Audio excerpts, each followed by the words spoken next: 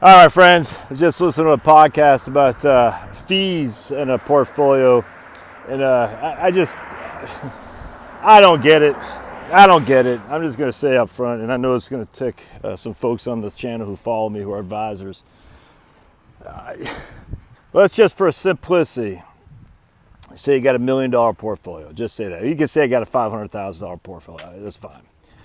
Hell, we'll just say you got a $500,000 portfolio. You're hiring some guy who charges you 1% because 1% is worth it.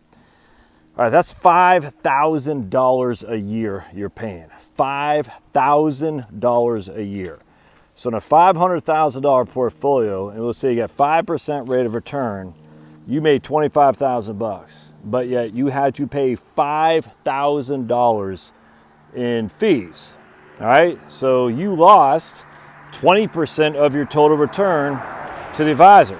Now, $5,000 portfolio, and let's say you lost 20%, so now you're sitting at $400,000. Well, you didn't quite pay $5,000, but you didn't quite pay $4,000 either because it's based on a average daily balance like a credit card is, and they might do quarterly, it doesn't matter. Come on, but either way, you're paying between $4,000 and $5,000 on your portfolio, which is down $100,000. When those Ken Fishers and those guys sitting there and say, "Oh, we're on your same side." Again, you made money, Ken Fisher. I lost $100,000.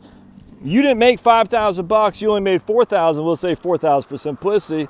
I am down $100,000. Why should you make $4,000 when I'm down $100,000?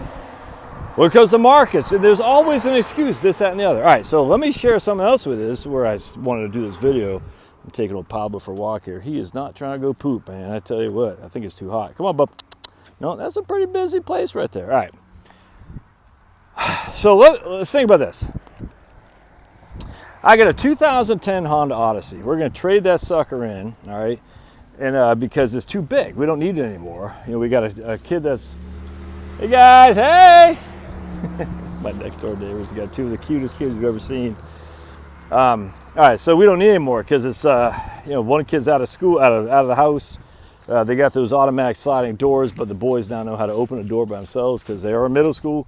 So we don't need this big Honda Odyssey. All right, so we own it, thankfully, and we're gonna trade that in and downsize to something my 16-year-old teenage girl can drive, probably like a RAV4 or something like that.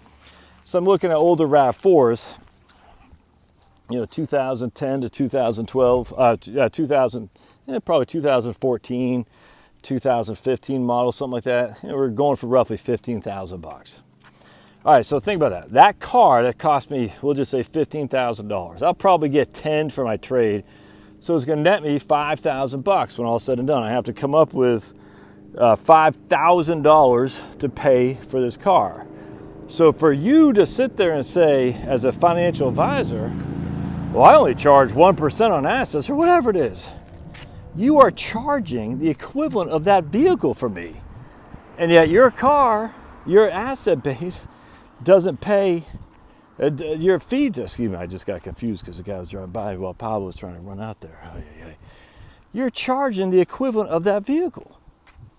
That doesn't make sense. Now let's just say you're like, well, no, Josh, I charge $5,000 and your car's going to cost you $15,000. Okay, so over the course of 3 years, you have charged me the equivalent, hey, what's going on, Eric? The equivalent of that vehicle, which I'm using probably every day to drive around this.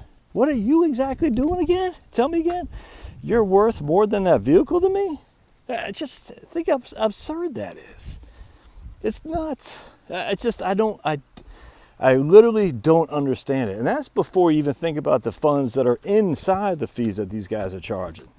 Some of these guys have mutual funds that also cost 80, 90, 100 basis points. It's just, for the fee that you're charging, I can drive around a new car every 3 years, essentially. New to me. It won't be brand spanking new, but it's new to me. I can essentially buy a vehicle every 3 years that's 3 years old with 80,000 miles on it. Hell, I think the 2016 RAV4 was 15,000 with 48,000 miles on it. Something like that. I could essentially pay for that vehicle, cash money, not take a loan, and redo that vehicle every 3 years if I want to. That I use every day to go to work, that I sit in my sit in more than I do any other place, set my bed if I'm, commuting my crappy old job. I mean, you gotta think, does that make any sense at all? Well, you're getting value out of it. What exactly am I getting out of that fee? Whoa. And then what some guy says, well, you charge $2,500. Yeah, I do. One time. Then every year thereafter, something like $500. The situation will dictate, but I certainly reserve the right to raise my fees.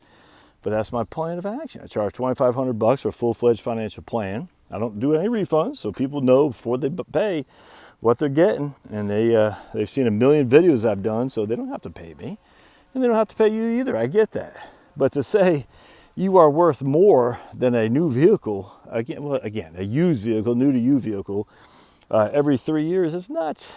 In fact, the interesting thing is not only is it nuts from a fee perspective, but it's nuts from a performance perspective too. Come on, bub.